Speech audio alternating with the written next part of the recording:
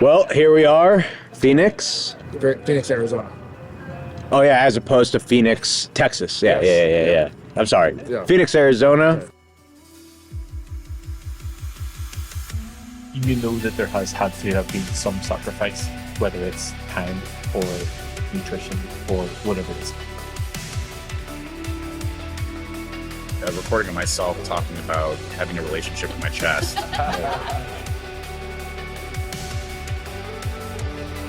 I'm Ben Cunning, I'm Dave Kennedy.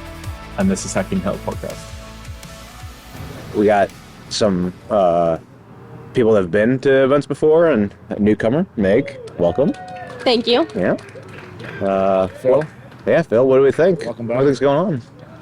Tyler, this is your between 69 events. I don't know. Where are we at? I don't know. I think we did 7 last 7? year, So between 6 and I was right. and then He's been to all 7. that was 7 last year, Oh. and then there was 2 the year before, so it was at 9, and then 10. Would that be 10? So it's outside. I could be miscounting. I'm sure Ben will correct that at some point. But yeah. And Meg, Kyle. first event. What do you think? So far, so good. If I had to sum it up, I'd say heavy lifts, really strong margaritas, some bomb-ass food cooked by Trish and Mark, That's right. and Ben telling everyone to do backflips into the pool despite the fact that he'll never actually do a backflip into the pool himself. That's very true. The food's been on par this time. Not that it hasn't ever been good before. Like, Nice save. Trish and Mark. Yeah. No, Definitely elevated it. they're spot on. Phil, wisdoms. What's your favorite style of potato? We're not going to talk about potatoes in this podcast. Nice. We had little salads. I thought we'd cut the salads with little potatoes. Meg? What's the biggest surprise for this first event for you? Anything you expected and didn't get, or didn't expect and got? No, I think, well, I can say the thing I've enjoyed the most so far was the instruction of being in the gym. I was kind of overwhelmed by the thought of being in the gym for so long. I'd never done a group workout or with any of the trainers before, so I was a little bit intimidated by that. We did spend 5 hours in the gym Yeah. the second day we were here, so it was quite long, but I felt like my form was so much better because I had some, the trainers who knew how to help me perfect it, being like, no, do this. I remember I was doing a, kneeling cable crunch, and Ben just came over and sat down next to me, and I paused and looked at him, and I said, can I help you? And he says, no, but I can help you.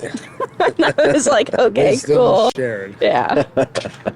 My biggest lesson of the week is my mobility of shit.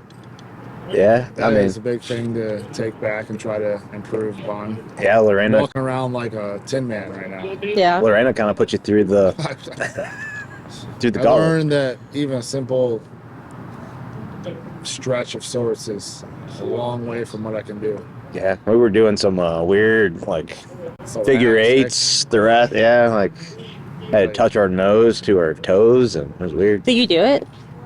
Oh, it wasn't actually nose to toe. Oh, so you lied. But it was but was exaggeration. attempts. Exaggeration, Yeah, okay. yeah. Can you spell exaggeration? Probably not right now. Okay, Yeah. maybe tomorrow. Try. Maybe next podcast. Next series of podcasts. ESAGGERA. Well, I mean, this is TION. yeah. There we go. Yeah. Nailed it. Very good. I mean, but this is bigger than last year, right? So, I mean, I like to think Colorado Springs was my first one last year, and that was 22, 25 people. Now we're at 27. 51. 51. So I was listening to one of the shorts that was done by Ben and Dale Pickles from the first day, and Ben said that 2 years ago when he had his first get-together, there's only 7 people total, I was at and now he's at 51. Vegas. I don't know that much Okay, detail, Nashville. I just know then and now. That was Tyler's first one. First one was Cleveland, actually. Oh, stand correct. Yeah, I get it that was- a lot these days.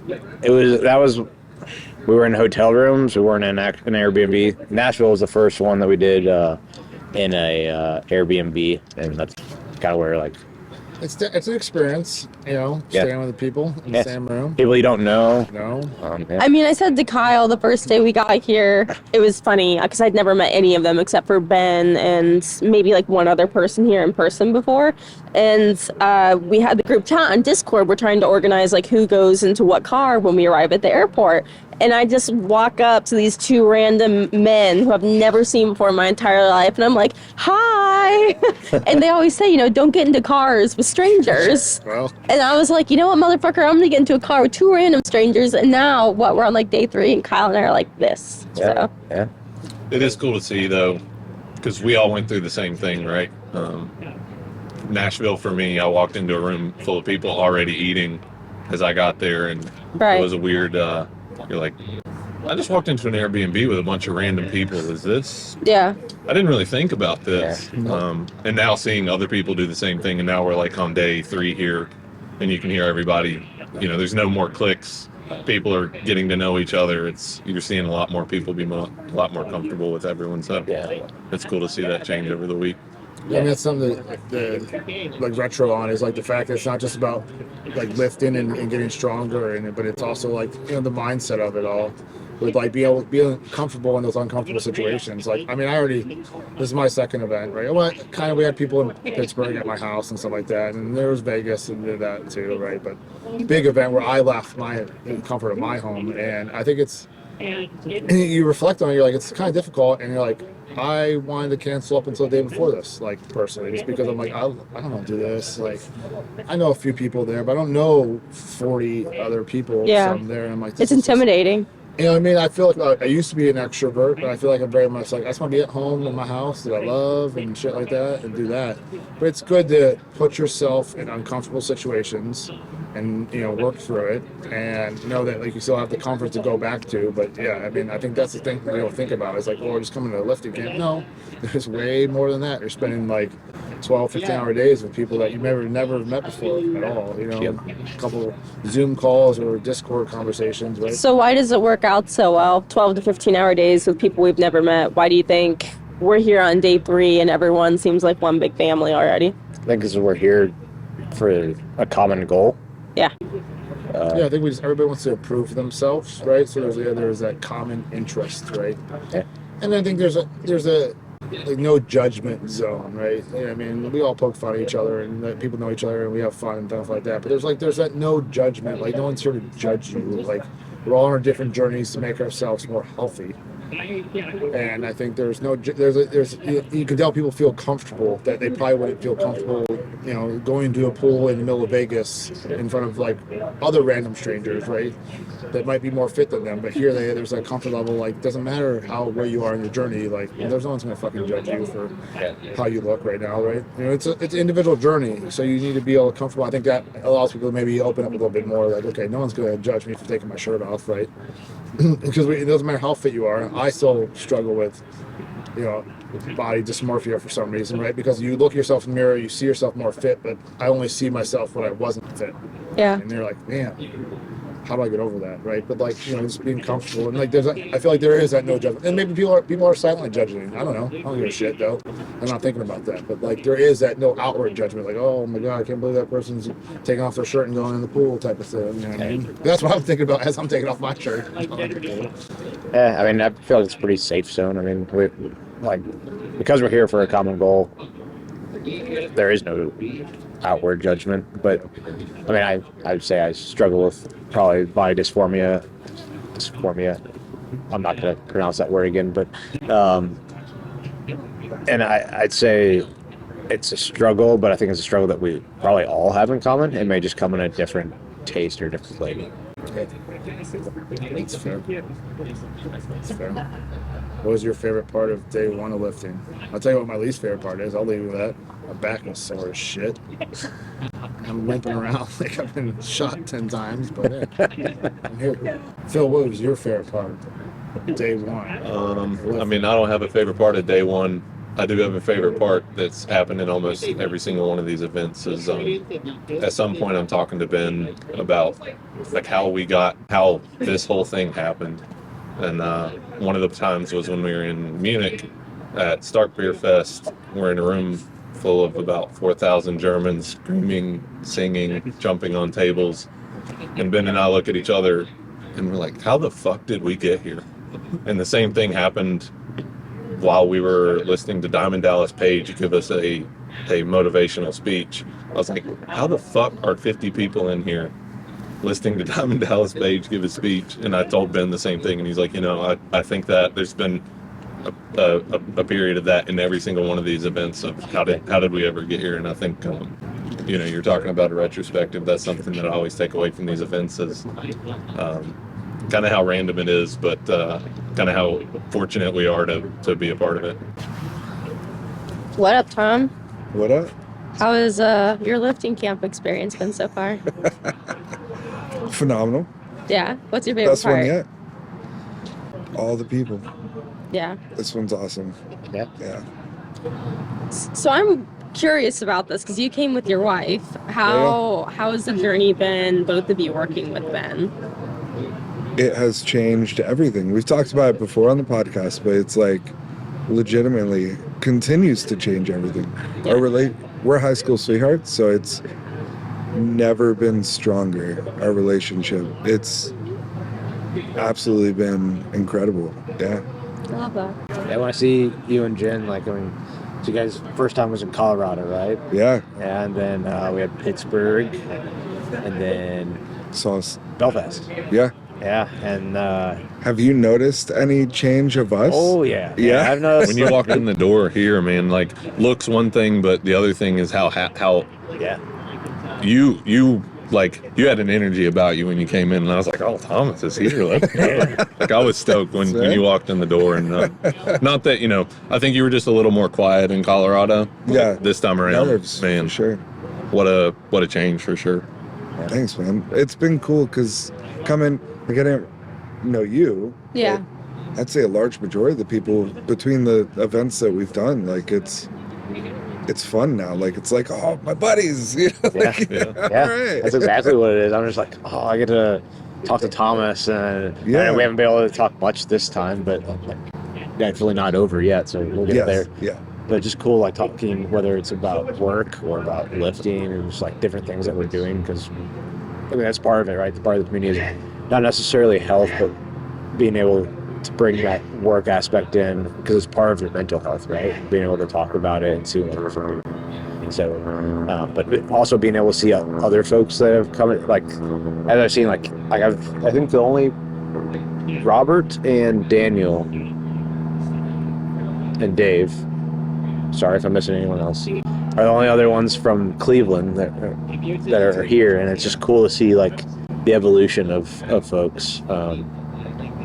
It's kind of special. These four right here. You started in Cleveland. I started in Nashville. You started in Colorado, and you started here in Phoenix. Yeah. Yeah. So we're all at different points in our journeys, yet we're all having journeys that are overlapping right now, basically. Yes. Yeah. It's really nifty. I'm curious to see, like, 1 year from now, what it'll be like if we sit down again together then. Yeah. It's been pretty wild. And like I joined specifically just to get healthy, but I thought of that physical aspect. And then Belfast messed us up.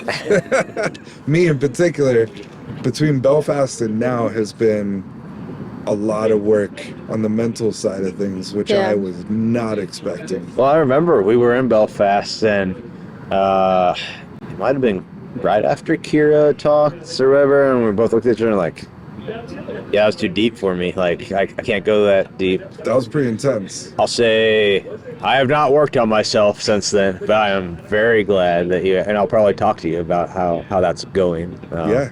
But that's another thing, is like how these have expanded with the team as well, right? So you have Coaches. We have new coaches now. We have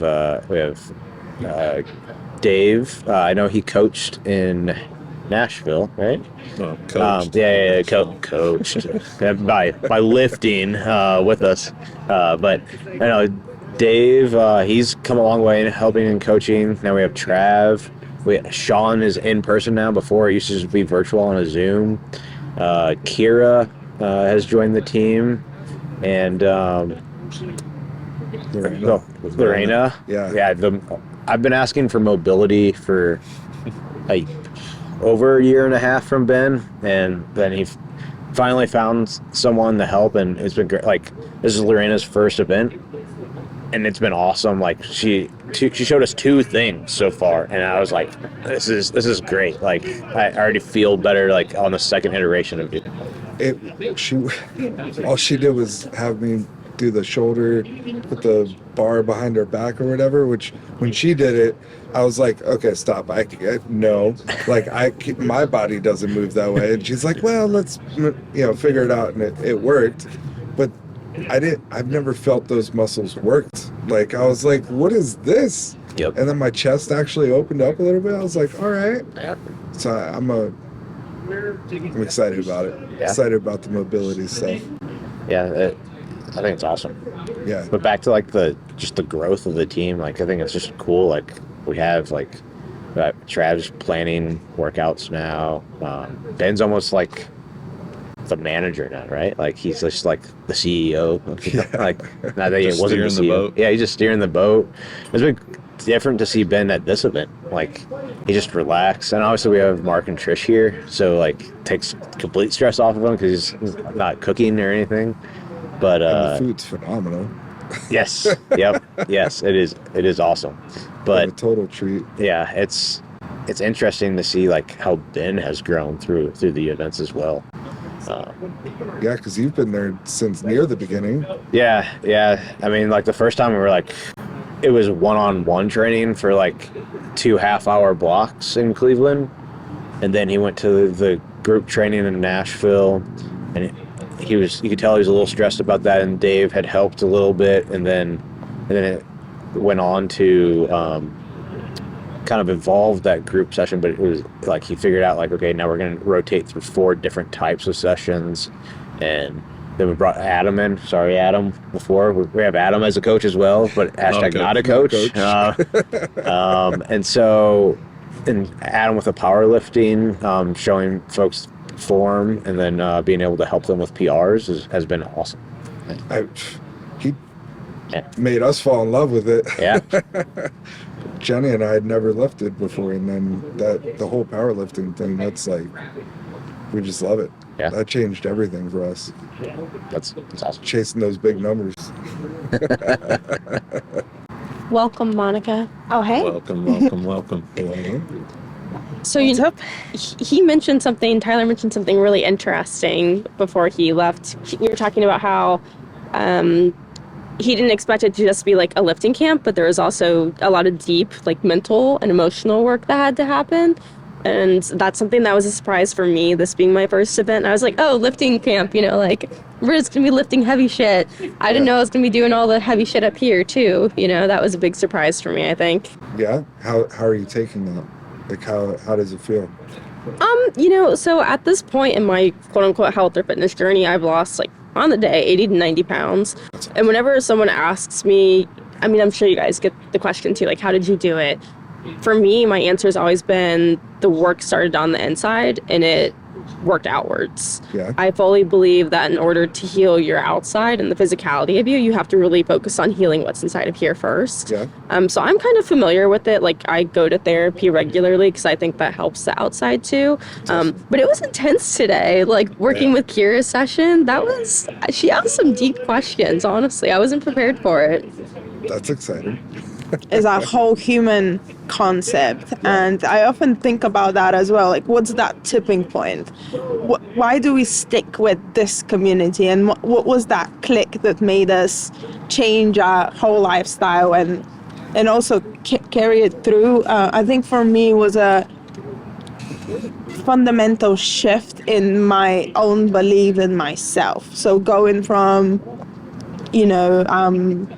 droning down under, and I don't see an exit to, I could be athletic. Maybe I could be fit. Maybe I could run. Maybe I could, do, things that sports people do. And so once you start believing that thought, which is very much internal, the rest kind of follows. That's been a big piece for Phoenix. Is Kira and Sean were both talking about identity, right? That's what you're talking about. So, yeah, spot on. For you, it's going to be huge because I remember you were talking in Belfast about how when you started, it was, your friends were doing all the athletic stuff and you couldn't, and then you changed your identity so that you could, Yeah. because you were working on all the fitness stuff, and that was a big game changer. But now you're becoming a mom, Yeah. and so that's going to be the next step. Like, that's exciting. Well, I led with that when I first met Ben. I said to him, look, my partner and I were talking about starting a family, but where I sit right now, I just don't think of the future in an optimistic way. I had almost like a sense of panic of the idea of, becoming any bigger, or am I even fit enough for that? So my overarching goal was always this, and I get emotional because just after a year later, we said just get healthy, and I was not focusing on fertility or health at all. And it's not to say that I'm recommending this as a fertility treatment, but for me it was really, once I became healthy, it kind of happened naturally. Yeah. That's incredible. So Kira today during her workshop, one of the questions she asked was, what is the thing that's stopping you from achieving the things that you want to achieve, basically? And she had us type it into our phone, what our answers were. And I'm curious if you guys wanted to share your answers. I mean, mine was that there wasn't what's your belief? And I think for me, it was more that I couldn't really find anything that should have been legitimately stopping me, right? I think I wrote down a fear of failure, right? Right. But then she turned around and asked the question, it's what if you're wrong? What if you're wrong about you're not going to fail, or you can try again, whatever the case may be for whatever situation it is. And I was like, shit, she's right. There's no reason to not try it, go for it, whatever the task or situation is. That's what it was for me. I think you can lose all your life thinking about bad luck and everything bad that has happened to you, and then when you kind of face with the reality that, oh, what if I'm my biggest enemy? Yeah. Absolutely. I was my biggest enemy. Yeah. What do you mean when you say that? I'm curious. So when Belfast, she had a similar question of kind of a who are you? Yeah. And I was like, I don't actually know. Who am I really? And that messed me up for a few months after Belfast. And I was like, who the hell am I? How do I even figure this out? Where do I even go? What do I want? And all that. And so that led me through a lot of work with her. In particular, I ended up signing up with her one-on-one and went through some pretty deep stuff and exploring a lot of areas in my life that I was just like, wow, I'd never even thought about this, or never even wanted to approach this. And it's kind of come to a culmination in this event. The breath work kind of hit me pretty hard. We're just kind of connecting the dots of the past 6 months since Belfast, of just what I really want and who I am has been staring me in the face. I've just been scared to commit to it for whatever reason. And so just fear of commitment and fear of failure has been my biggest enemy, which is on me. Yeah. So it's been myself that's been blocking me from doing the thing I need to do. I want to do it. Yeah. So I just need to accept that and do it. Oh, man. What up? What up? Hey. We were just talking about Kira's session today. Oh, yeah. And how she asked a really deep question, what's stopping you basically from achieving the things you want? And Tom was really kind and shared his answer. And do you have an answer on that? I think a lot about this. It's me every time. Yeah. It's playing small. It's getting stuck in your own way. It's finding an easier option, which isn't serving where you want to go. Fundamentally being afraid. And if you can remove the fear, which last week I was like, right, that's it. You're stopping playing as if there's something to lose here. So go, move, take action. And it's also the illusion that I'll just not do it today. But that's your whole life. Yeah. Like that's. You said last week, so does that mean something happened last week that? I read I'll take it out and I'll read it.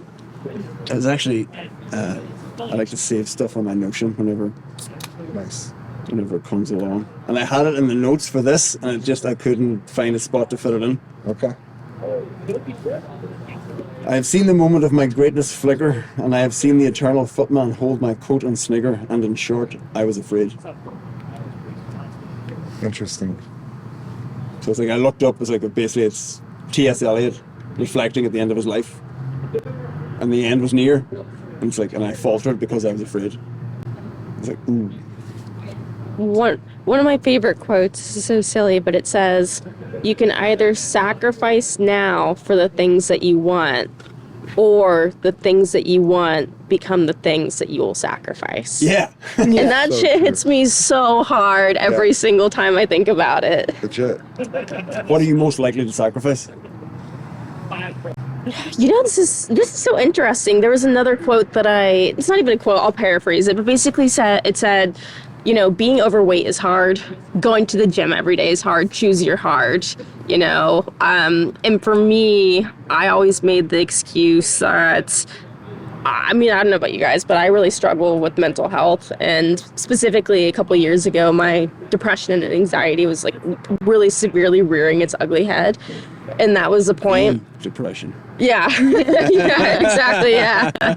Yeah. But that was the point where I just made the excuse. I didn't think I was worth it. I didn't think I was worth getting up out of bed every day, going to the gym, trying to improve myself, having healthy relationships with not just people, but honestly, the most important relationship I think we'll ever have is with food. It's the one that never goes away. And that was my biggest struggle. Yeah, and you can't now, cut it out. yeah. And now I feel like I've healed a lot of that. So that was my biggest issue. That's exciting. And is it the relationship with food, or is it the relationship with yourself? With yourself, yeah, absolutely. To think, do I deserve to like nourish myself with things that are going to make me feel good and want to go to the gym and feel confident and good about myself? Do you feel so now? So I posted something on Instagram the other day. I had 3 like progression photos. When I first started my health journey, I was severely overweight. I'm 5'3". I think I was 220 pounds, and my relationship with food was awful. My next progress photo, I'm obviously 5'3", and I was 110 pounds. So literally half the body weight of what I used to be, but I wasn't healthy then either because I was so skinny. I was literally just skin and bones. And my relationship with food then was awful too. I went from overeating to completely undereating and starving myself. And then the third photo, the one I just taken a couple weeks ago, you know, I'm much more muscular. I'm a healthy weight, a healthy BMI. And I was like, finally, I found some kind of healthiness in my relationship with food. Yeah. What was a turning point? Not hating myself, honestly. Like not being able to get out of bed because I didn't like who I was. If I'm being completely vulnerable and what honest. steps did you take to get there? To get to crawling out of that space, you mean? So someone now listening, Being honest with myself, actually. I think it was you who said that today during the session, holding myself accountable, asking myself, why don't I like myself? And that's a really fucking hard question to ask yourself. And to be honest with yourself is even more terrifying. But I think I finally came to terms with it myself about why I didn't like myself. And I was like, I want to change that, you know? So I worked on it. That's awesome. Being honest with yourself is true. yeah. I think from Kira's sessions as well. Oh, hello. Hello. We were talking about Kira's sessions a little bit and takeaways and things like that. And I think for me, just generally, not just this session, but also Belfast and other sessions we've done throughout virtually with Kira, the number one thing that struck me is that notion of the importance of being authentic.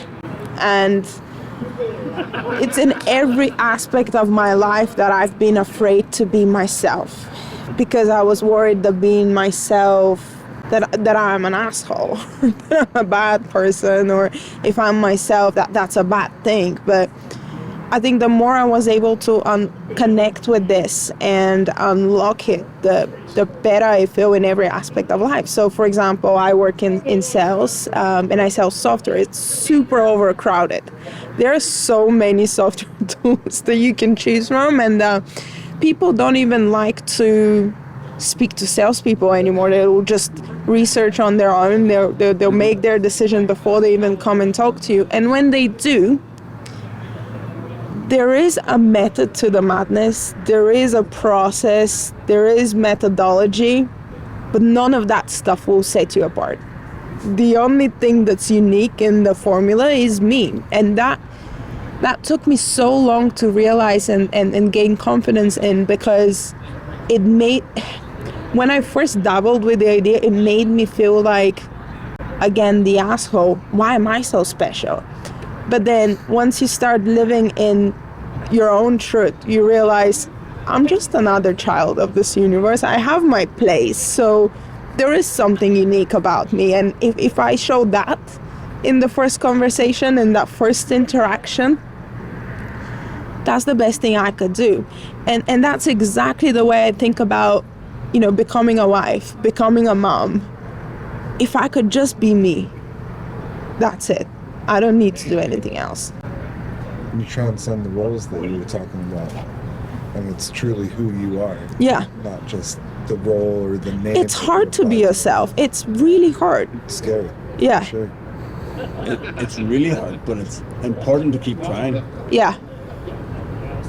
In a conversation with another member of the We Hack Health group, it was around being yourself and trying to be for everybody. It's like you're not going to be for everybody, and everybody's not going to be for you. Yeah. So that in itself is freeing. Yeah. But whenever you make the effort to be yourself, your people find you. And then, because there's people looking for who you are, and you've got to raise your hand, I'm here. But whenever you're pleasing other people, that's not being Sean. So the people who are interested in Sean, I'll attract people that I don't want to attract. Yeah. And then that pisses me off further, because I'm surrounded by people who are drawn to the persona I put out. And then it just spirals on and on and on. So I think the overweight, the health problems, the laziness, those are signs of your body or your, signals in your life telling you that maybe, you should find out who you are and what that means. For me, that didn't register. Yeah. Even going through this journey, what have you, it didn't register till probably a month or so ago.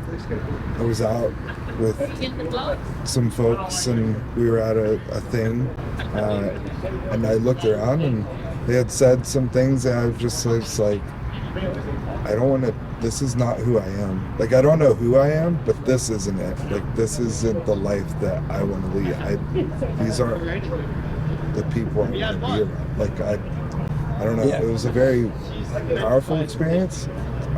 They didn't see that, but internally I was like, yeah, this isn't who I am. And then I realized, okay, if this isn't who I am, then who am I? And it started leading to, okay, well, I could figure out some other stuff. And to your point, realizing, oh, I don't have to be liked by everyone and like everyone else. Yeah, but it's hard as fuck. Yeah, and it is terrifying to think about, but it is freeing. And some of the breath work today, some of the thoughts that were going through my head, I don't know if you saw, but I was sobbing like a baby. And a clever man. Tears streaming down, yeah. But it was powerful, and that was some of the thoughts I had. It was pretty intense. But yeah, thanks. Talking about the breath work? Talking about being yourself. Yeah, you were. Yeah, that breath work, it put me in another world, for real. I was not expecting that. I feel like he said it was 40 minutes, and I think at least myself, I was like, all right, buckle up, and then I feel like, I think you did a really good job of just timing it up, the way you were talking and the music. I'd have to assume you selected that in a certain order, but that's actually the Colorado playlist. No, really? Yeah. No, it wasn't. I was going to play that and I changed it. Sorry, it wasn't. Yeah. I just feel like the first 5 or 7 minutes, you have to just trust it. I had to feel like, don't write this off. Just you just kept saying, like, just believe in it and take it and just let it be what it does to you. I really like how you said, just let thoughts come and go as they please. And yeah, I feel like I probably like 20 minutes in, I just started feeling tears. I'm like, what am I doing right now? Like, what is... But honestly, like, for myself, just what I took away from it was, I think, like, again, we all have anxiety at some point or some level. For some, it's worse than others.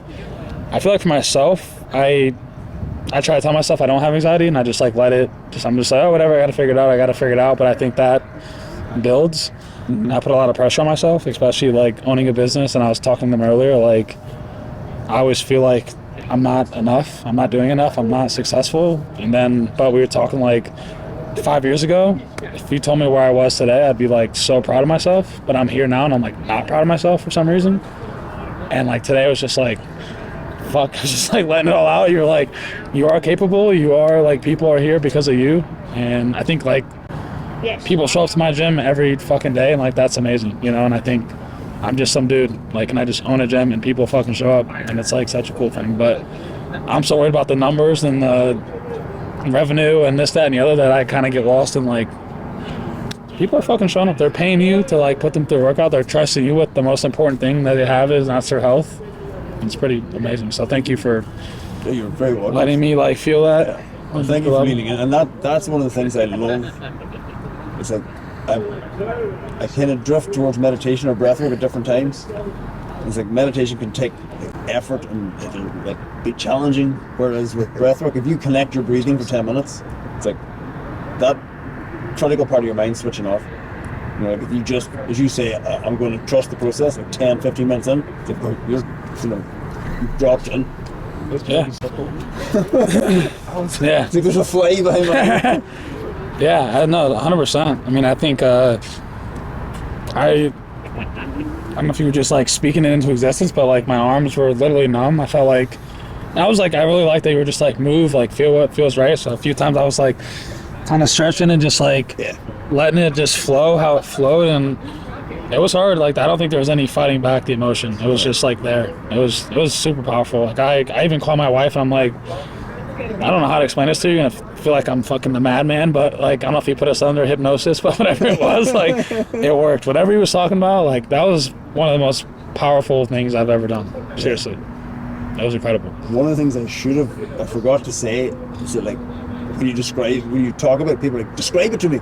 It's like, don't feel you need to talk about the experience, because unless you've experienced it, you can't really talk about it. No. I think it's, if I had to relate it to anything, it's like when you go on a really cool trip and you see mountains or a really cool sunset, and, like, the pictures never do it justice. Like, that's, you just can't, there's no way to explain it until you feel it, and you're like, yeah. Beautiful. We've just been joined by the chef, Yes. the head chef, the real MVP of the whole experience. the guy that has fueled. How's your I cook a wee bit. I don't know about chef, but I cook a wee bit. No playing small, no diminishing. My feet hurt. Yeah. My back hurts. I've been on my feet a long day. Long day today. It's just all right. I enjoy it, though. I enjoy it, and I like seeing people enjoy the food. And if there's nothing left, they enjoyed the food. You know what I mean? So I enjoy that part of it. Yeah. I'm not a big socializer. Yeah. As you can see, I keep disappearing. But no, I enjoy cooking the food. And I think it's nice if you know what people want to eat. You know, so yeah, it's hard work sometimes. I was speaking to one of the guys, and I says, "Do you track your steps?" And he went, "Yeah." He says, "I've got 16,000 now, and I've done 38, and I've not left the house." 38,000 steps around the kitchen, like, that's not. That's incredible. It's been fun doing it, you know, and especially with the shops and all. Obviously, it's my first time in the States, and going to the shops and seeing the different produce and seeing the quantities and different types of food that you can get, and it's been an eye-opener, you know. But the produce is fantastic. The fresh produce is beautiful. Like, it doesn't have to travel. Okay, so is this your first time in the U.S.? Yeah. Okay, so thoughts so far? I've been a few other places around the world, but this is the first time in the States. But just silly things like cutting the limes. The smell of the limes. Yeah. I bought some beetroot. We're going to do a beetroot and feta salad. And I cut the beetroot, and I said to Trish, "This sounds funny, but the beetroot feels lovely." Yeah. It's a strange thing, but the beetroot so nice. Yeah. And she said she picked it up. She went, "Oh, It's not like a board. I see what you mean." Really strange. But the produce is fantastic. I mean, we have big shops. When you come across here, and the size of them are just, it's just, you can't figure it out, you know. Yeah. But it's great. But we haven't been any further than the kitchen. Yeah. Kitchen, Whole Foods, and fries. Well, I think even Sean said, he's like, I'm convinced this is how all Americans live, and I'm like, I can confirm this is not how all Americans live. This is a very nice, complex compound. This is fantastic. I would say. yeah. Silly, isn't it? Oh yeah, it really is. It's incredible. I mean, there's no other way to put it. It's absolutely incredible. And it leads into that. It gives the opportunity for that community to come together, and sit around a fire and talk and chat and enjoy and swap stories and talk about the challenges that they're facing and the victories that they've had and all that. And I mean, it's wonderful. Yeah. It's been a cool experience overall. But I will say, we were talking about, like, again, like how Sean was saying, like, this is how Americans live. And I'm like, talking to Dave, like, what the price of a place like this would get you here versus, like, in Ohio. Yeah. Like, in Ohio, I think that's the same wherever you go. It's the same in the UK. We could go 10 miles down the road, and what you could get for one price here, you wouldn't even think about paying somewhere else. But I think that aspect doesn't change, does it? Yeah. No. Nah. It's just, no, it's funny. Yeah. The food has been, I'm telling you, like, I feel like I'm starting to become the guy who's, like, waiting for the seconds. Kyle asked me a strange question. He just come up to me and went, "What's your favourite potato?" And I was like, "What?" He went, "What's your favourite potato?" I asked him, I went, "Tofu more potatoes." He went, "What's that?" Do you know what tofu more potatoes are? Oh, no. What are they? Okay, so it's thin layer potato. Okay. Thinly sliced potato. Okay. Layered with a buttercream mix in between. Okay. And you bake it, and then you press it. That sounds delicious. And then turn it. So Kyle called it a potato lasagna. I love it. Which is That sounds basically delicious. It's basically what it is, but it's full fat, like. Yeah. But it's fantastic. I like it. Made it out of potato. But I won. You won. Yeah. I won. Absolutely. Yeah. Yeah. Any potato I've ever eaten is good. Baked potato mash, garlic, thin slice, French fries, tater tots. Any form of potato. It's a is strange amazing. question that you asked me. I was like, Yeah. What's the shopping experience market-wise here versus back home?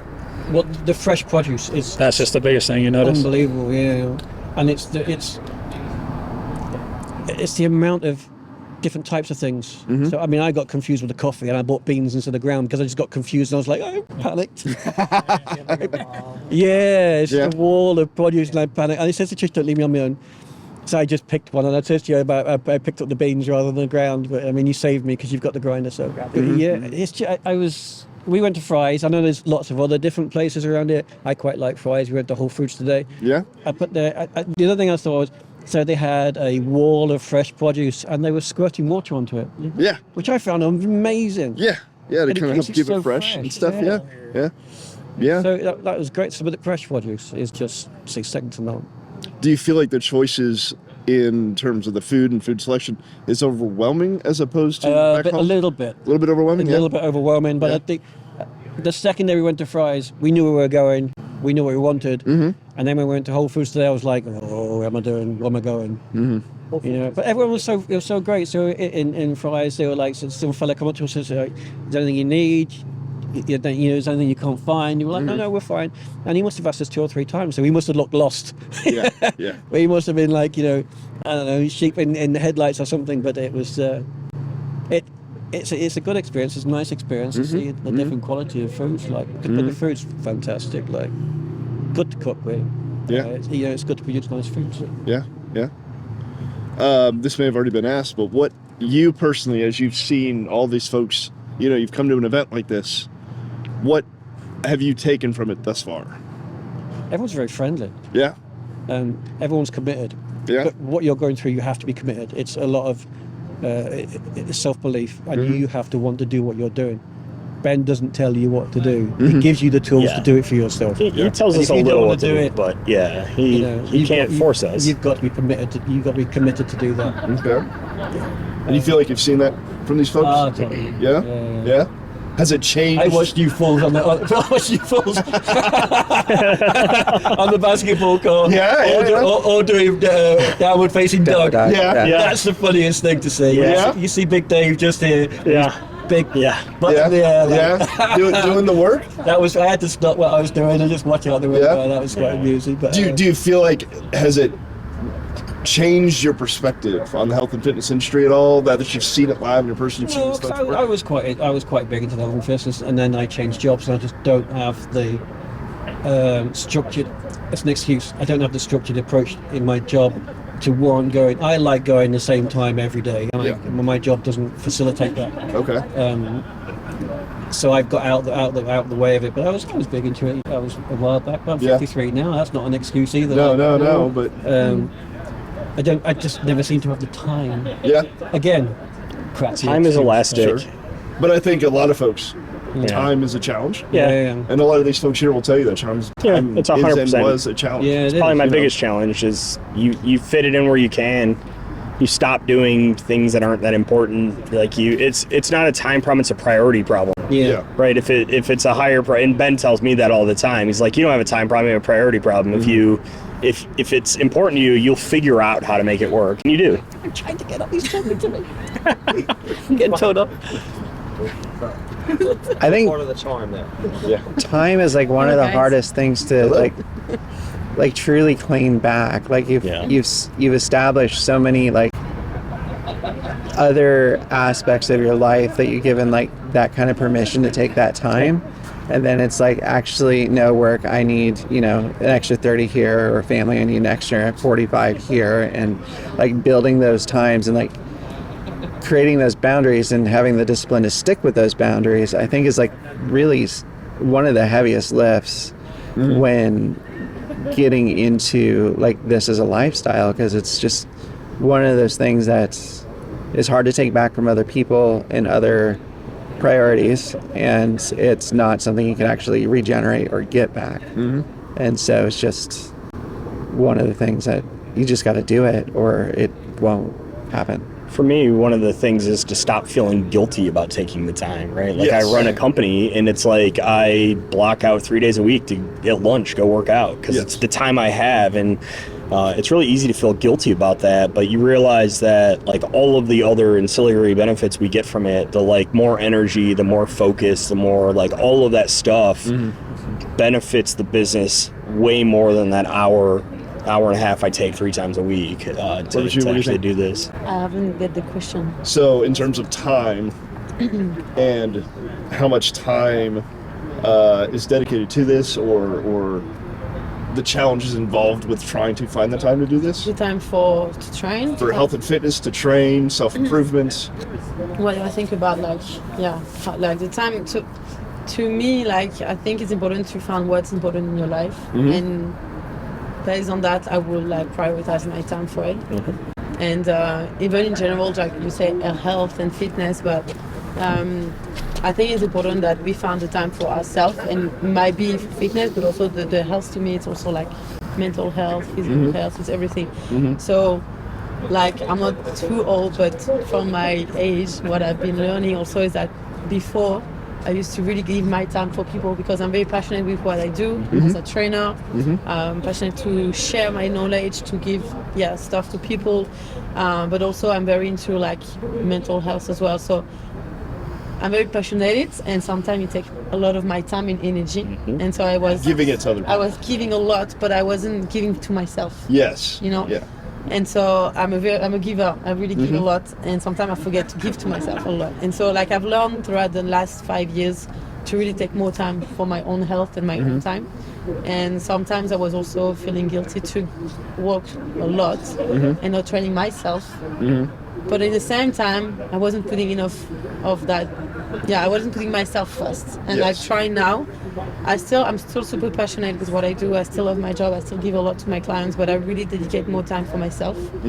and which in turn improves. to improve my health. Like, But it also improves the services you can give their clients. totally. Because when I'm focused and I work, I know that's the time I have for them. And so I'm really fully on. And I don't count too much. Sometimes I still like go over the time I would like to work, but like we're all human, so sometimes one person will need more time, and I will dedicate a little bit more time. Right. But at the end of the day, I don't feel drained like I used to in the past. Yeah. Like giving too much. Yeah. But whenever you ask, who do you love? Ben's daughter, who is 4, said, well, I have to love myself. Yes, that's I big. think it's the biggest principle to and have. she's 4 years old. That's crazy. Yeah.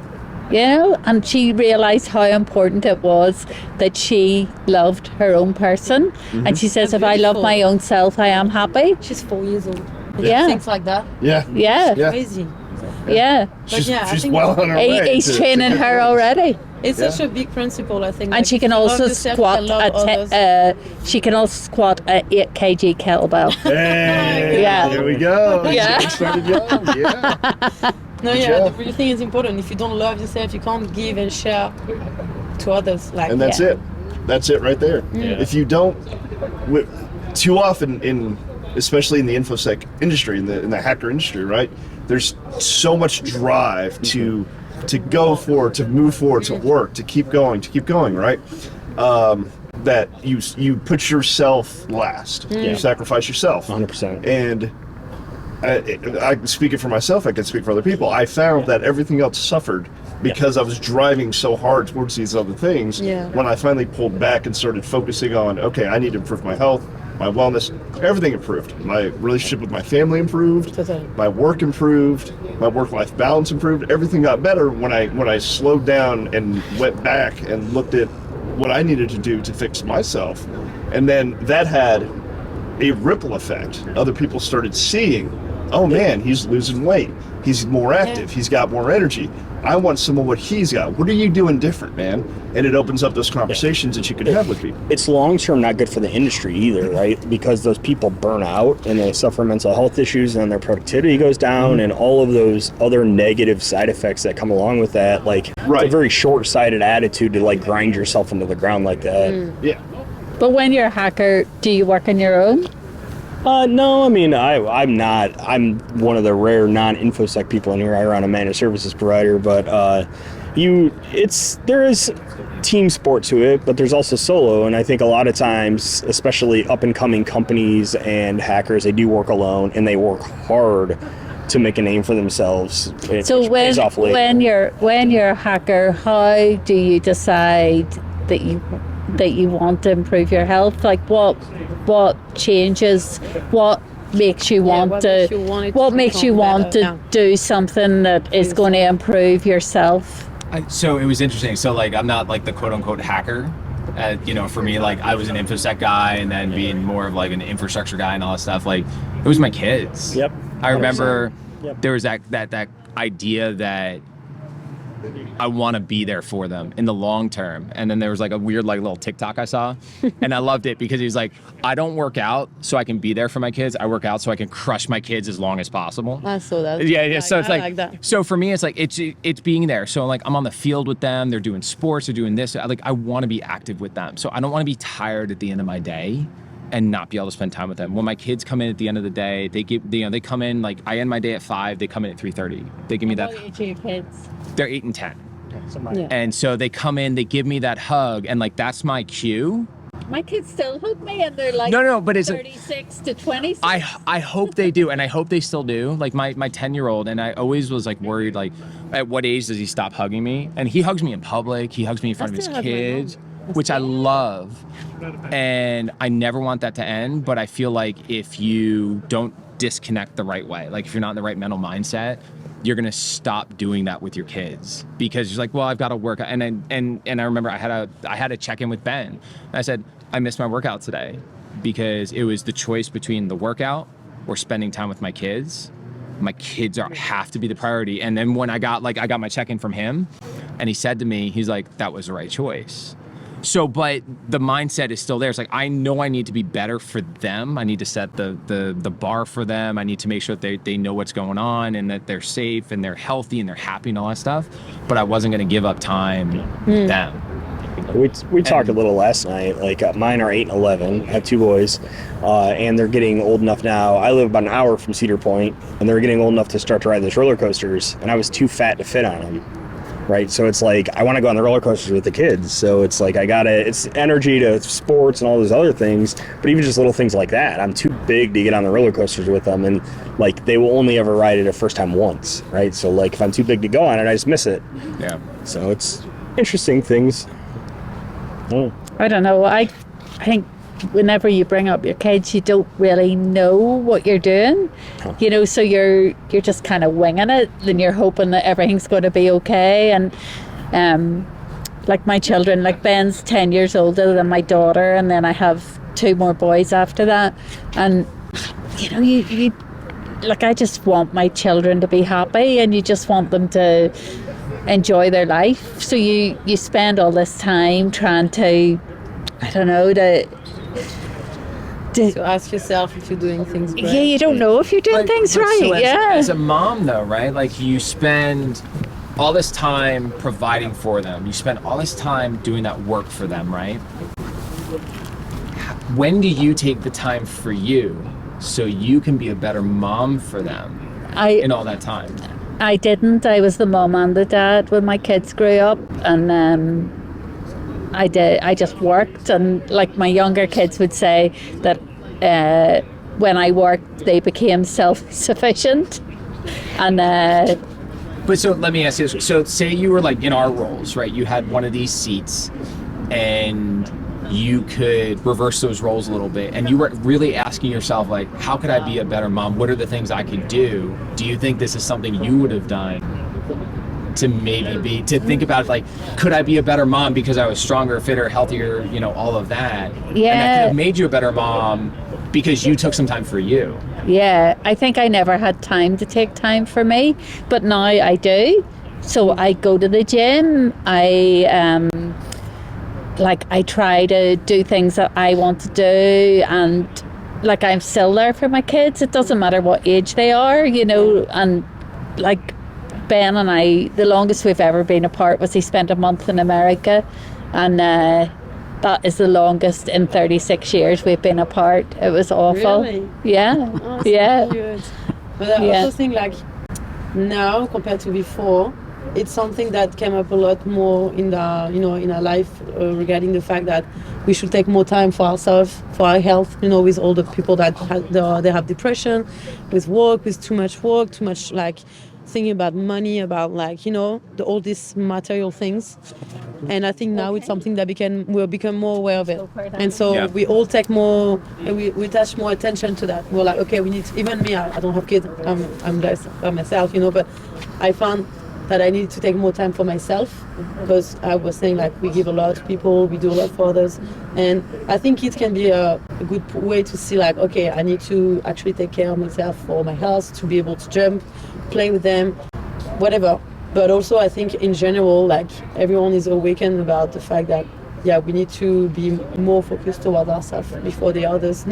It's not being selfish, but just to give better to the other, to give better service, to give better emotions, to be a better person for the other. I think we all know now that we need to work on ourselves. So let me ask you that. So, and I agree, right? So, like, you're building those habits now. Mm-hmm. So now you're integrated in this kind of crazy group that's here. What do you find as a coach, right? Like, you're a competitive gymnast, you know, all these amazing things, like, through your youth, and now you're seeing, like, all of us crazy people here. Like, what are your thoughts? So if you were to look forward 10 years, what are you thinking? Like, if you wanted to be a mom, like, what kind of mom are you going to be? Like, how is this shaping, like, your thoughts when you think forward? I think because that's a big question. Yeah, that's a big question. I think it's a good question, though. Look, to be honest, I don't know if it's a good thing or a bad thing, but I'm someone that really, I'm not going to say I live day by day. Like, I still think about the future, but I'm not saying, like, oh, I'm going to be this type of mom, because I think you can't expect how you're going to be, even though you think you will be in some way. Like, I have the example with my family, like, my sister-in-law, she's like, so different as she used to be before she had a kid. And she even said now, my niece, she's like 10, and she said like, I would have never expected becoming like that. She was really attached to her, but she's super chill. And so like, you don't know how, I don't know how I will be, even though I would want to be a certain way. I don't want to put pressure on myself or thinking like I have to be like that to be a good mom. I don't think there's a good way to be a good mom, a good father. Like, I think time you give the best you can do, we all will make mistakes, and like, but it is also part of the journey, I think. So I don't know, it's a hard question. Like, well, I think the most important part of that, right, to me, as not a coach, whatever it is at this point, is that I'm not the coach. I hate to tell you, Adam, you kind of are coach. Hashtag yes a coach. Hashtag I had to pull a lot of weight yesterday. After the yoga earlier, hashtag yes a coach. But that's the thing, right? Like I think that there's this idea, and Lorena was talking about it, that, and maybe other people have been talking, we might have been talking about it for the whole podcast at this point, but there's the line between selfish and unselfish and doing things for ourselves and doing things for others. And a recurring theme, especially in the hacks group that I've seen, is people who join because they feel a gap. They feel a need to be healthier, fitter, stronger, more present for their families, more present for the people around them. And one of the first things they have to do, and this is something that whoever's around for Marquette, I hope they ask him because he's the poster child for it. Jen, you are too, is this idea of taking time for yourself. Yeah. It's not selfish to step back and say, I need an hour a day for me, for whatever the fuck I want to do for me. Sometimes that means lifting, sometimes that's mindfulness, breath work. Right? Like, Brian, your job, your professional life is insane. Mm-hmm. And you find the time to make time. Yeah, I mean, you've been, I feel like you have been on call literally the entire time we've been here. I have, yeah. You have been It's on crazy. calls, right? Every one of these events. Yeah, but I was gonna say Colorado was the same. But the same in Colorado, But yeah. at the same time, like, we've had time to spend with you and talk Yeah. with you and learn about you and all that stuff. So, like, do you feel like you're figuring out a balance? I'm working on it. That's, like more than my workouts or anything else. Like the biggest thing that Ben is like constantly impressing upon me is figuring out that balance. My wife likes to talk about balance and doesn't exist in my life. Not really, but like there are aspects of it, right? So for me, like the whole, going back to some of the things you were talking about, the way that I got into this is I woke up, probably 3.5 years ago on my birthday and was like, hey, I don't feel right. I don't, I've got adult children, but we decided to start over. So I also have 2 young children. And I'm going to be in my 60s before they graduate high school. So I better do something now. Yeah. And so for me, it was like, not only do I need, to focus on myself in order to be able to be of service to them, but I need that for longevity purpose. I need that for the energy, and like you said, Adam, my schedule's insane. Yeah. So the only way that I can even conceivably keep up the pace or even start to match the pace that I'm not matching is by focusing on me more. Well, and like Jen, you have what, 2 kids, right? Yes. And then Thomas. Yeah, it's a Which really is- 3 kids. And like I feel like one of the things that I noticed from you joining Hacks and meeting in Colorado Springs, Pitt, all that, is this renewed sense of focus on yourself and what you want and who you want to be and where you want to go. 1,000%. And that's such a, like, what has that been for you, right? What does that look like for you over the last year? Oof. Small questions only. Small questions only, right? Yeah. It's a big question. I mean, genuinely, it has been taking a step back and saying, okay, for the last 13 years, my focus has been my kids, and I've been giving everything to my kids, to the point where you just go to the back seat and you don't take care of yourself, and you don't take the time to go exercise because you'd rather be doing something with them, or you have to be doing something with them. And then it just becomes less of a choice and more of just something that you do, and it just snowballs. And until one day you wake up and you're like, oh man, like, I don't feel good. I feel gross. Exactly. I don't look right. Like, and then you stop and you think, okay, I need to change it so that I can be around for my kids. And not just, I mean, I could just by luck be around for my kids, but then I might just be a burden for my kids, if I'm not healthy. and I definitely don't want to do that. Like I, from experience, like with my own dad, like I'm like, wow, that is a lot. That is a lot to take on as a child, especially when like your parent is young enough, like early 50s. Like I don't want to be a burden for anyone in my early 50s. I don't want to be sitting here at 36, like having to take care of it just felt too soon. Yeah. And so, you know, to the point where Thomas and I were a year ago, we were like, wow, we need to make a change. We need to make it quick. and it feels, I'm not going to lie, it feels a little bit selfish at times, because it has been quite a big shift where, you know, it's a little less about the kids this past year and more about us. But then I always just have to like remind myself, like, it's okay.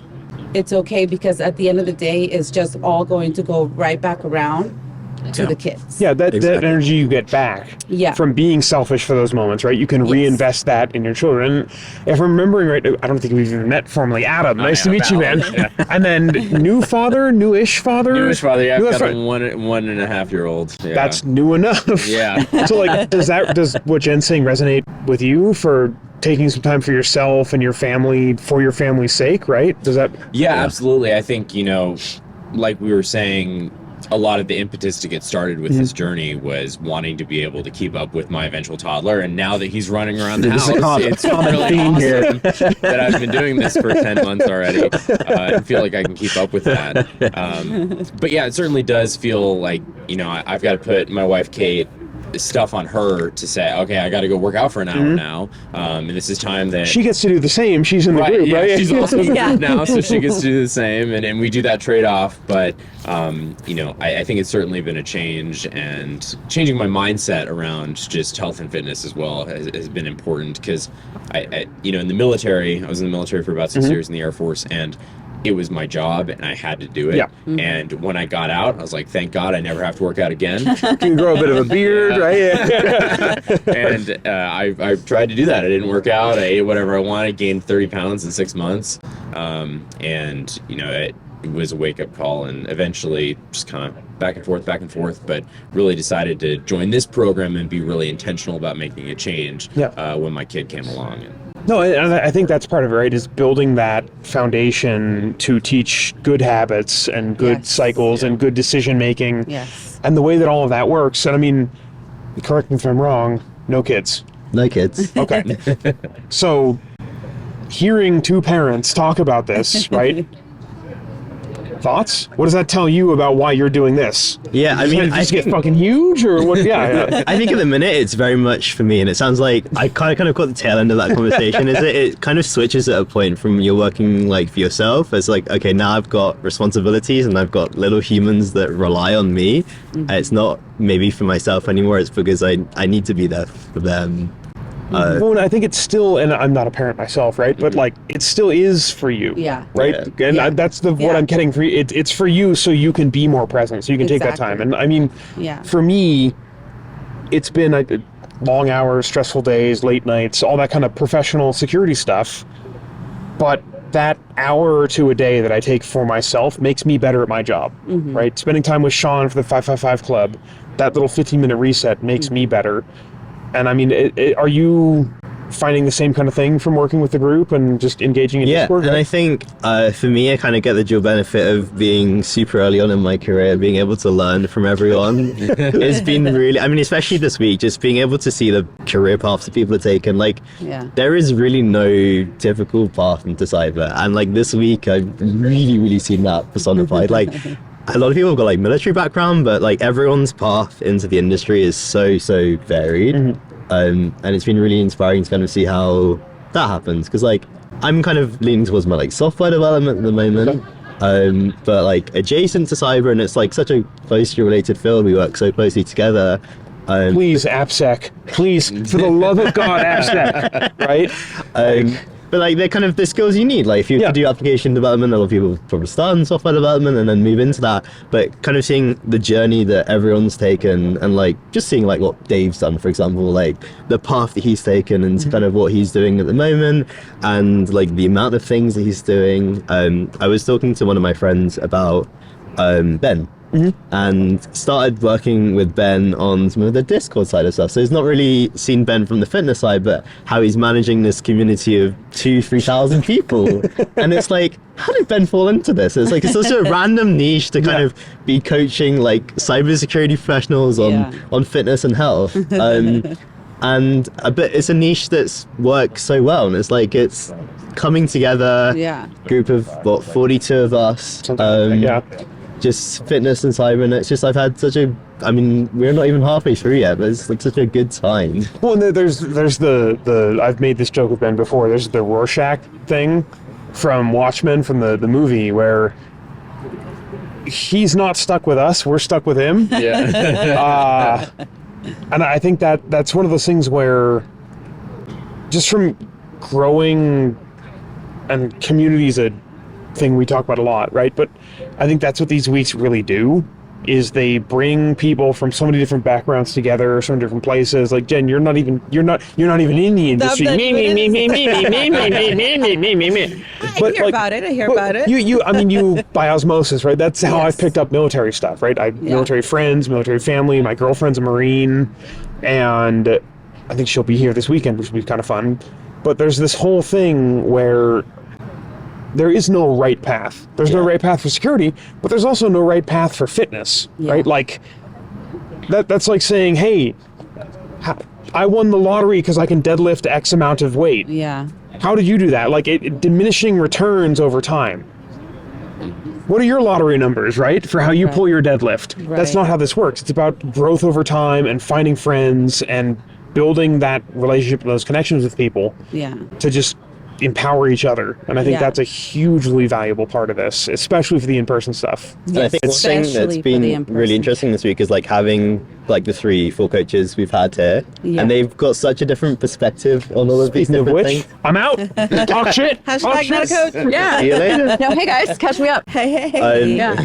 So I was just saying, like, it's been really interesting this week. We've had so many different coaches. Yeah. And seeing how Ben does stuff, to seeing like how Travis does stuff, and Adam and Dave, and they've all got different styles of like coaching us through stuff. And it's like, I was doing bench press the other day, and Ben was like, "Oh, well, you need to put it flat, and then put it on an incline." And then Travis comes along and says, "Oh, I programmed that. You should do it flat as well." And it's like, okay, but it's like it's different perspective on all of these kind of things, and it's like it was interesting to see how they program different things, like for the gym day we had yesterday, and like what's coming up tomorrow. But it's kind of nice because if something doesn't work for you, you have another option that you can decide on and do that instead. Because like Adam said, it's not a one size fits all. Like, so it's really nice. I've been really enjoying it. When I've been to the other events, like Kira and Sean were in Ireland. And so it is really nice now to have not just like the mindset, but also to have different perspectives on like actual like lifting. So like you said, like with Travis, full body, like Travis and Adam. I like yesterday, was it yesterday in the gym? Yeah.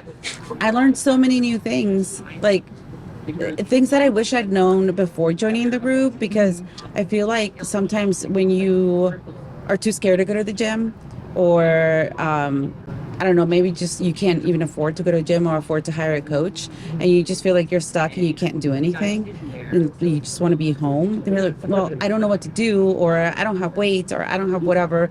And Travis just taught me so many things that you could just do with a strap at home. And it's like, wow, like I feel like the general public doesn't know this, and it would be like really beneficial if it was more common knowledge. Yeah. Why do you think that is, as far as like people getting started? I mean, obviously everyone comes from nothing, right? Everyone has to start from somewhere and learn, of course. But do you think, I feel like a lot of people, like they work out, but then they sort of stop at a certain point. Like I would think that all of us had some experience working out, or like, we're runners or whatever. And, maybe got out of it, maybe, came back in and found this group. And like, why do you think people don't seek that kind of, like, is it just access as far as I think it's really intimidating. So Yeah. I was always really big into cardio, go running a lot, because running you can just throw on some shoes, step out your door, and just move on the pavement. Yeah. But once you step into a gym, there's hundreds of pieces of equipment. Oh, yeah. I have no idea what to do. Am I gonna hurt myself? All these people look so Am I gonna big. get laughed People at? are staring at me. And you want somebody to kind of show you the ropes and what should I be doing and what's appropriate for a beginner and what's not. And that's what's been so great about this experience is getting to get those perspectives from the different coaches and hear it explained in different ways too. Sometimes you just need to hear it explained in just the right way when you're learning something. Yeah. And somebody might have a better way of explaining things that works for you. And I think it's the community as well that is the reason that so many people, once like they join the group, stick with it and make it a life habit, because you're not just the typical like personal trainer relationship is you have the relationship, you have it in person, you go 2-3 times a week, and that's kind of your relationship with the gym, and you go and it's done. It's like that's it. Yeah. Whereas this really extends into everything you do. Like it does the nutrition, it does how you're feeling on a certain day, like how well your food digested, and all of these kind of things like that don't normally come with that normal PT relationship. And it's the community of people saying, oh, like I was doing these, like this particular exercise in the gym and it didn't feel quite right, and okay, maybe Ben's not there because it's midnight in Ireland, but there's a bunch of other people in the chat that are really, really willing and ready to help you. Yeah, completely agree. No, it's been like a lot of fun, and even like you were talking about community, like I had such a blast yesterday on our first day, like just lifting with Clayton and Brenton, because like we were all cheering each other on, we were all like giving each other critiques and like looking at each other's form, and like I know moving forward, right, that I'm gonna have people that I know that I'm comfortable talking with now because I've spent time with them in person, that if I've got a question, they can answer it, or they know enough about me to understand kind of where I'm coming from, which is really cool. And we had an absolute blast in the gym yesterday. We did. You guys looked awesome. Yeah, no, we were having time. I mean, we were taking our time, but we were going really hard on each exercise. And it was just fun to be able to do it in a group. Because normally it's like that kind of online PT relationship is you're doing it by yourself. You've got the community and it keeps you going, but like sometimes like in person, these events just really kind of drive it home. I usually work out by myself, and the experience of having people there with you just pushes you so much harder. I did so much more yesterday than I thought I possibly would. It's like me and Alex are you can I get the feel it 3 more today. reps. Like I feel it today. You're more sore when you're with other people than by yourself. Yeah, definitely.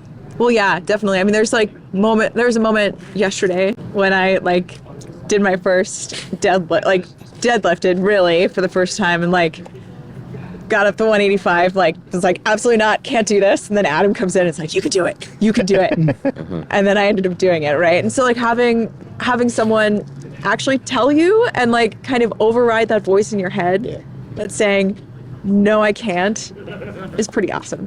So you really know how far you can take your body or take really anything until you really somebody help you push yourself. So many people. I mean, did you hit a PR yesterday? I just like just the fact of getting to be on there, really push yourself harder. We didn't do PRs necessarily, but just doing the, be able to push yourself a little bit further than I think I was able to do. It was also cool being able to like work out by yourself a lot. It's it's easy to be kind of like, oh, I'm not doing enough, or I'm not pushing myself enough, or whatever. And then you other people, and it's like, okay, I'm doing pretty well. And then also too, it's the helping other people out. It's really kind of cool and fun. Yeah. But it was definitely cool being around everybody. Definitely. Endurance too. I mean, we did like 2 days yesterday. Oh yeah, I haven't done that since wild. I've been like 2 days since like high school. Like I was like work out twice in a day. I was like, not time for that. I don't know if I've ever spent that much time working out in the gym. I mean, definitely not in a gym. No, for sure. Not for 10 plus years. That's for sure. Quantify. You were really like he's ready. Wow. Go. That was cool. He's that already like gone. just had the A team. He just like switches I'll out. come in. Yeah. We're here. Quantify the time though that you're in the gym, because so what did you guys do yesterday or the other day? You guys did I did push and then legs. Legs in the afternoon. So brutal. In that group setting, the lifts you probably did, like quantity of lifts, probably was equivalent to what your normal day is. Because think about it, like, and I'm comparing it because I was in the powerlifting clinic in the morning. It was with Adam. more. It was more. You're doing that tomorrow. You're gonna because see. the way. You guys were done, and we were still had like 4 things left over. Oh, really? Because we went to No, you'll see. You'll see 12:30 or whatever. It was And a Adam lot took more. his time, but he also pushed some things. Yeah, So the way Adam did it was a little bit unique. And then the afternoon was just like figure it out, which worked. You know, it made it kind of fun. Sean and I hung out. It was kind of fun. Yeah, So. well, they went by fast, but it was just, you know, that's the other, having more people there definitely makes things go. Because you can, like, you know, just kind of talking and, like, you know, ragging on each other and just trying to, like, beat each other and all that kind of stuff. Makes it like, go really fast. Yeah. So how do you think you keep that discipline moving forward? Because that's like what I'm afraid of. Is I go back, I'm like pumped, then I'm like starting to work out by myself, and then I've got my kid, and you know, like life happens, and then suddenly I'm back into old habits, right? The gym should like keep you separate already, right? Or no? I mean, I work out at home, typically, and so maybe that's the answer. Maybe it's like maybe I need to go somewhere. Just give it, give it. I did give it the switch. time it needs. Yeah, I have some stuff at home. We're doing some, like, I don't know, kind of construction in our basement, like redoing our basement. So I was like, okay, I'm going to have a gym. I travel a lot anyway, so I just bought like a Planet Fitness thing, because that way there's always one around, no matter what city you're in. Pretty much. Right? And I've, even just being around other people, I found it was more motivating in a way. But it was also the. I mean, it makes you focus. Yeah. Yeah, so I don't know. I feel like you can get in and out of I there. don't want to fucking waste my time here. And Yeah. like, Yeah, get home, get back. Then Like- tell myself like, what did I do again? Oh yeah, totally. But the thing I do, like, for, you know, because again, I have a couple of different, you know, companies that I work with, and then the, you know, kids and life and stuff. I literally put it on my calendar. Yeah. Right. It's just like going to a meeting. Ciao. Yeah, I put it in there. That's kind of what all kept kind of going for me. Yo. Hey guys. Hey. Someone had to say yo at some point. I don't think anyone has yet. So yo. I'm here. There we I'm go. Alec. We'll probably get kicked out I for think that I now. know some of your names. 'Cause you Levi. guys are on my calls. Randy. Levi. John. Yes, sir. There you go. John walks on his treadmill a lot. do. Oh, nice. This is You the got, first like, an time I've office seen treadmill? John. First time I've ever seen John not. No, I found so like I'm one of those at work. It's Tucked that away is somewhere. the biggest hack ever to get like your 10,000. I love steps. it. I bought one. You're right, You walk you're 2 right. meetings, you're done. Yeah, you're done for the day. Really? Like Yeah. 2 hours Yeah. and you're like, I I'm bought out. Yeah, one. you walk- I bought one. That's true. Recently so moved from true. Florida to Maine. Bought one this winter. Awesome. Never get off I'm it. just gonna make sure that like they don't throw that shit out. Whatever, it's like tucked away somewhere. I don't think anybody uses it. I Or it's literally like, just keep give it to me. Yeah. No Yeah, one it's, notices they're it. cheap. They're like $400, dude. They're not. Oh, okay. they're Yeah, nobody not- wants that. They're They're not like, expensive. we can't do this. And it's I keep mine. I have a sit-stand desk, and I just keep it up. Yep. And then I have it. I literally stand on it most of the time. Yep. And you do like I found I had to experiment a lot. Like I can do 1.5 miles an hour, and pretty much do whatever meeting that I want to do. Right? Like I'm better talk. Yeah. Typically I do internal meetings. I don't do customer meetings. Like Yeah, that might be fishy. Yeah. Let me grab this rag and get the sweat off my I'm brow. gonna be sweating my butt off while I'm talking to some customer or whatever, right? But that is definitely a hack, and just keeps you moving. So It's all to who's- keep you motivated. Whose first event is it? Oh, this is my first in person. Mine. Really? Oh, well, I guess I was in Vegas, but I just had a meeting. I worked out with Vegas is Ben, different. but I was working. Vegas is different. Vegas has its own. Everyone's I guess the dog. So Porter's not joining us today, unfortunately, for everyone listening. But Porter's the good dog who should be sitting with us. True. So, what are you taking from the event so far? It's funny. I was actually talking to my wife this afternoon, and I just have 2 teen daughters. Okay. Right, and I've never really been someone that really do like journaling and that kind of stuff. But one of the things that really stuck with me was getting to your whys down. And one of my whys has always been, now I say it's give a shit. Yeah. It works in life.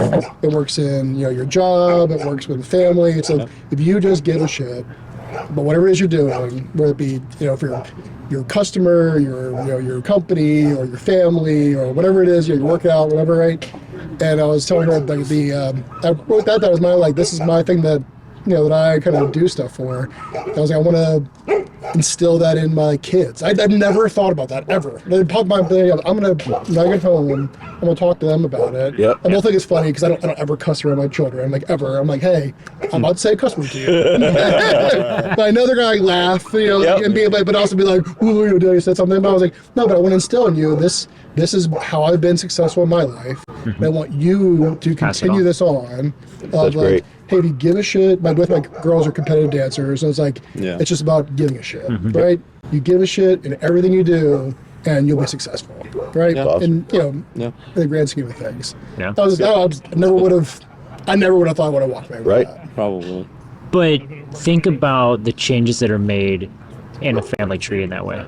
Yeah. With teaching kids that, so context-wise, and I mean, if we round table the whys, I'm a volunteer firefighter, and that's why years ago when I first started losing weight, I lost 70. I used to be about 75, 80 pounds more than I am right now, which does not look good on a 5'10" Levi. Let's just say it does not look good.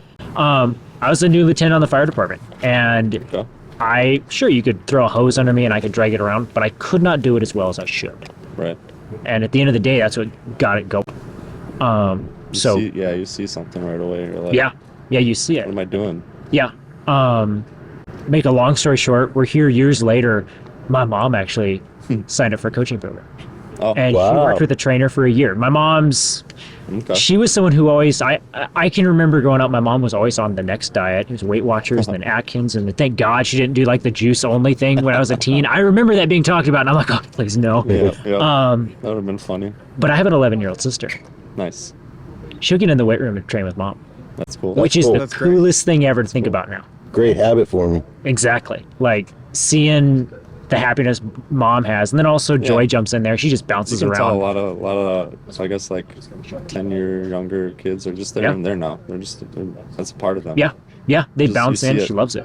I think a lot of us probably started that. Like, yeah, that's good. I mean, that's something I think I know we've heard from Sean and you get a little others. ticked off at it, I'm not gonna lie. I'm like, get out of here, you guys with your headphones and you're literally wearing pajamas while I'm trying to work out, you mofos. And I'm like, I don't know, I'm just anal about it probably. But I think the impact of what we're doing and how it has affected people around us, other people in the group, our families, has been like interesting to watch. And I don't know if I really thought about that going into it. No, I know. I didn't. It's hard to think that like once you focus on yourself, like the good also reaches out. Yeah. Like I posted in the Discord immediately, like didn't even know how fast that was gonna happen. I was like, this will take a year.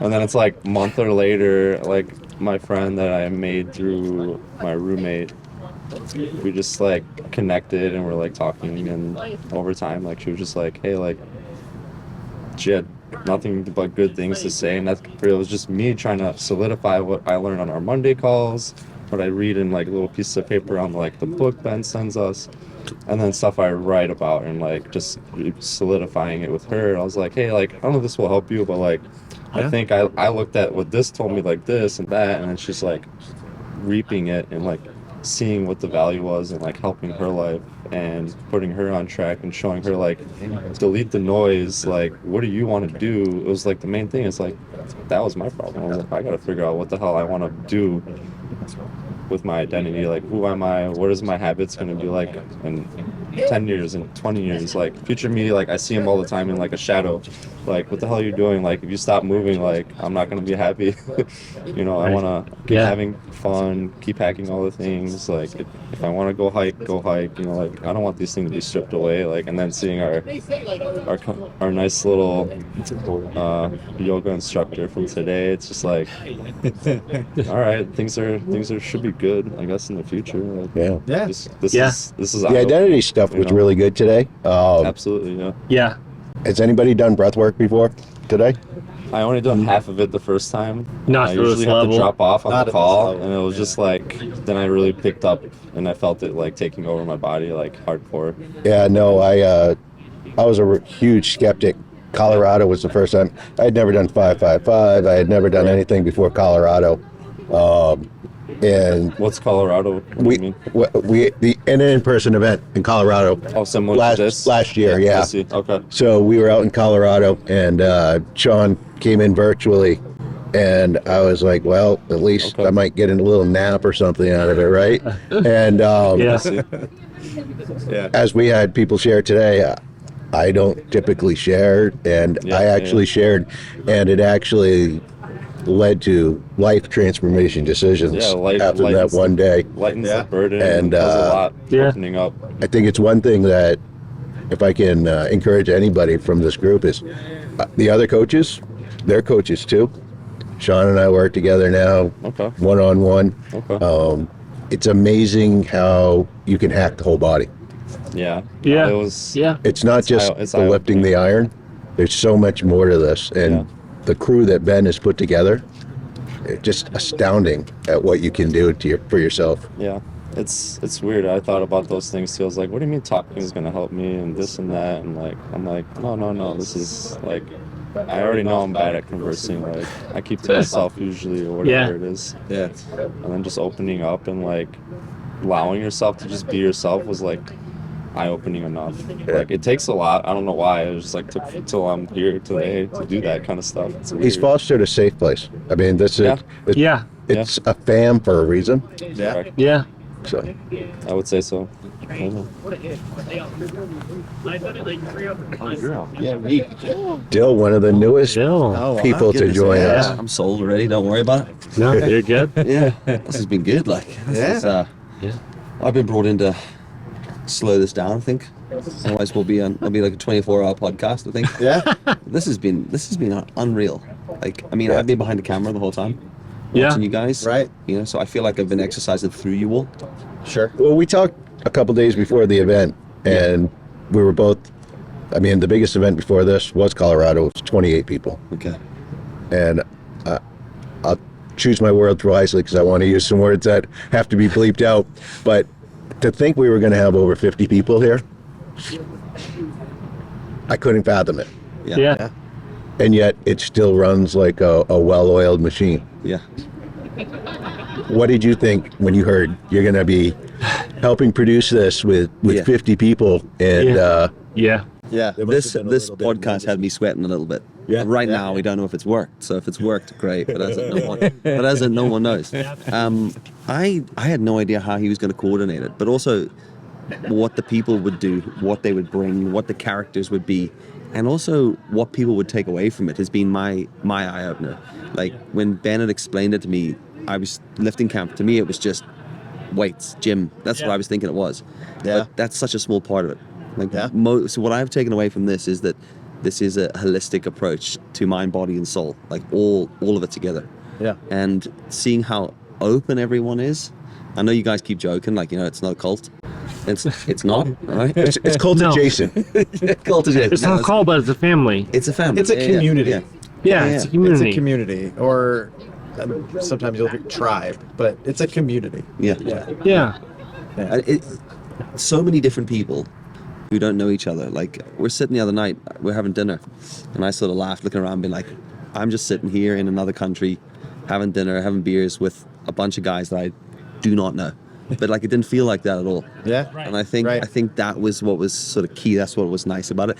Everyone was very open. Everyone was talking about the deep stuff that I would never naturally just talk about with people I don't know. So it's been fascinating. And you've known Ben probably the longest out of any of us. Yeah. So what do you think it is about Ben that allows people to feel that comfortable with him? Yeah. I think he's got a sort of a laid-back charisma about him. Now, he would describe himself as a control freak, but I don't think he is. I think he says that a lot, but he's actually pretty open to just letting people get involved and do stuff. Like, what blew my mind when he said to me, do you want to come over and help make this stuff, is that he wasn't interested in him, in any of it. Yeah. Which was like, I was like, oh, okay, fair enough. Like, I didn't get it. And he said to me, you won't understand till you're here on the ground. Yeah. And then each day I was like, I think I get it. And he's like, you won't, not yet. And then the next day, I think I get it. And it's like 10% every single day of the week. But he's got a real calming, honest way about him. And he's genuinely just interested in everybody else finding their why, I think that's what it is. And I think you're right. He sees himself as a control freak. He's a quality freak. Yeah, that's all he wants to do is deliver 100% of the product. Yeah. But it happens. It happened. Like yeah. I just when I signed up, I wanted someone to teach me how to eat a little bit better, and I wanted to lose 50 pounds. Yeah. That all went out the window after 6 months. I'm like, wait, this isn't what I signed up for. Yeah. And my whole thought process was challenged on a lot of things. Okay. And absolutely. I feel better. It's not even healthier. I just feel better as a person. Yeah. Better in the community. And it's all because of what he built.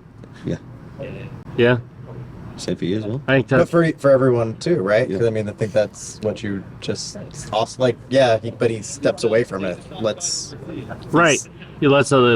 grow. His attention to detail is key. His quality is high. Yeah. But he steps aside and lets the community be the community. Yeah. Right. Even this, like trying to get him into the podcast, he was like, I don't want to be in this. Yeah. It's funny when we were in Ireland, and it was his home turf. I actually saw him nervous for it a little bit. People know him there.